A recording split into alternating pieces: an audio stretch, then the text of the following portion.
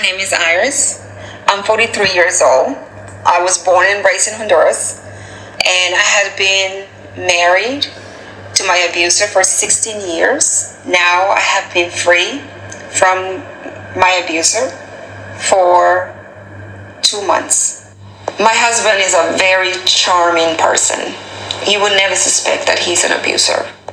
He is a musician, a gospel singer, a minister. He'd do everything for the church. But I would ask him to do things for us, for our family. It was almost that I had to beg. But yet he was the man of God that I needed to listen to and obey and submit. His father is the bishop of one of the largest churches in New England. My husband's parents were our marriage counselors. Every problem that we had in our marriage always was addressed by them. There was a pattern that we needed to follow.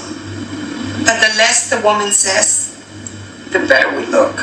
So I needed to learn from the get-go to be this submissive person. I was 22 years old when we met at church.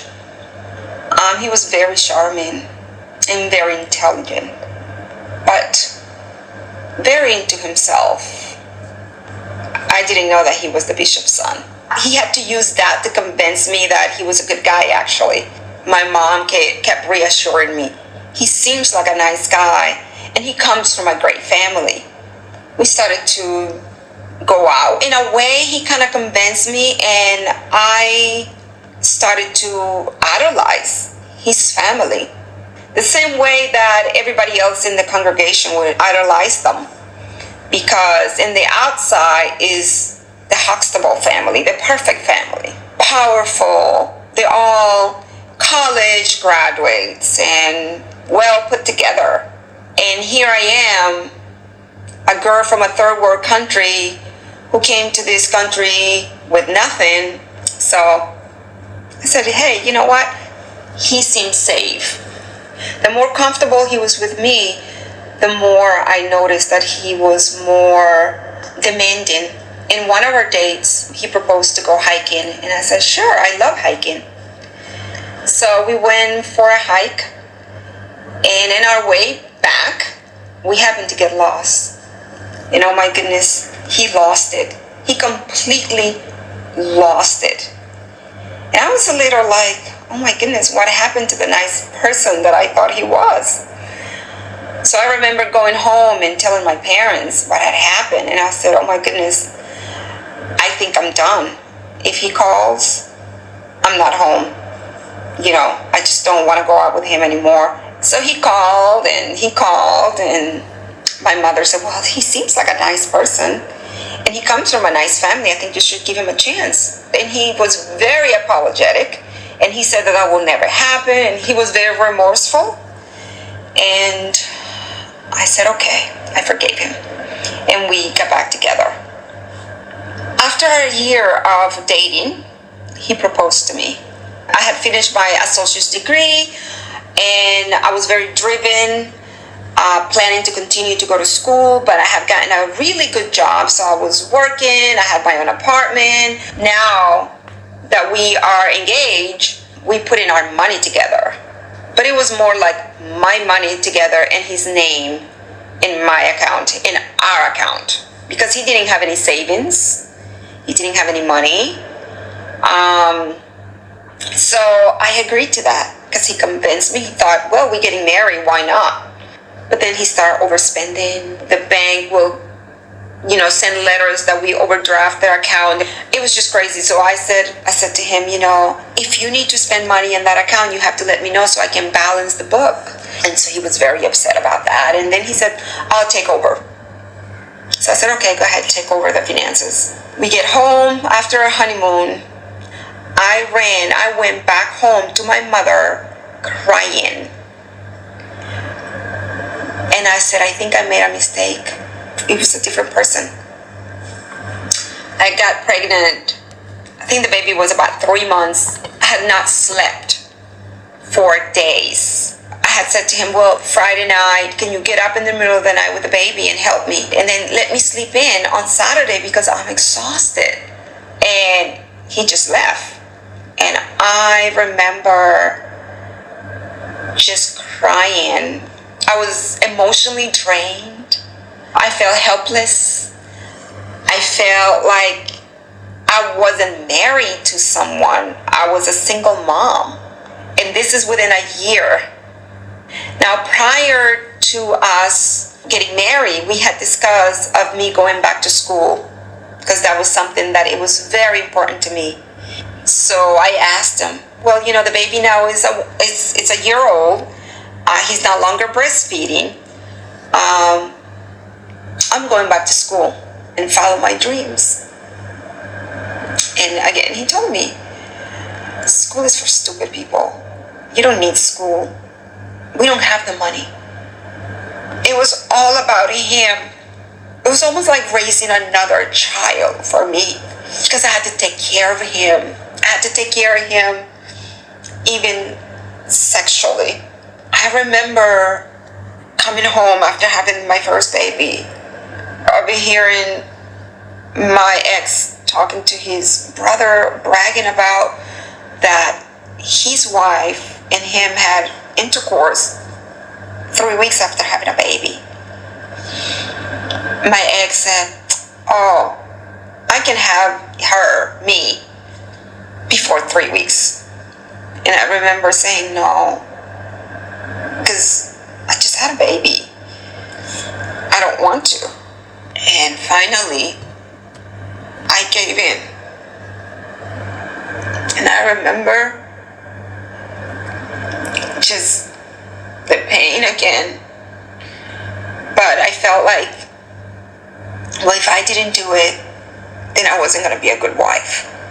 Because there was this competition between the brothers. I got pregnant for the second time, and we were doing very well. We had money in the bank, we had properties. So I said, well, this is the right time. If then we didn't have money to pay for school, now we do have the money. So I asked him again, can I go back to school? And he said, nope. Got pregnant again, third child. And we were looking for homes. And I remember that he was looking into this $1 million homes. He found the house for us. And I was just kind of like, oh, I don't know if we can afford that. Oh, we put it under your name because you have the good credit. I was totally not in agreement. I don't want to move into that house. If something happens to you, how am I going to afford that house? So he promised, oh, we're going to be okay. I don't care what you're promising, because by this time I have gotten used to his promise mean nothing. But if I didn't agree, then I wasn't obedient, or I was a bad wife. For the first time, I think I stood my ground. I came out and I said, I'm not buying that house. He forged signatures in the mortgage, so the house will be under my name. He has taken my money away. He will control what we bought in the house. He will buy the groceries. If I needed to buy my personal items, I will have to come to him like a child. He used to travel a lot. He was going out of town, and I said, well, you're going out of town. Did you bought groceries for us? Oh, yeah, I brought the groceries. I was upstairs. I didn't bother to come and check if he had bought the groceries. And he left. Then it was time for dinner. The refrigerator was empty. And I remember my son saying, Mom, I'm hungry. He left me $30 for gas. And he was gone for 5-6 days. I had no access to get into our bank account. I was embarrassed to call my mother or anyone to tell them we don't have food in the house. My brother's wife, she will always call me every day. At this point, I really didn't even tell her everything that was going on between my husband and I, because I was so embarrassed. I wasn't telling anyone. And I said, we don't have any food in the house. And the kids are hungry. And so she said, what? She's like, I'm coming and I'm going to take you to the market. I said, no. So she said, well, if you're not letting me come, you need to call his mother. She needs to know what he's doing. I said, she's not going to believe me. Well, call her. So I called his mother. And I said, I told her what happened. I said, your son left us with no food. So she said, okay, well, meet me tomorrow at the supermarket. So the next day, Sunday, I met her at the supermarket with my daughters. We went food shopping. And I told her everything. I said, he's acting very strange. He's not part of our family anymore. He's disengaged. He's neglecting me. He's neglecting the children.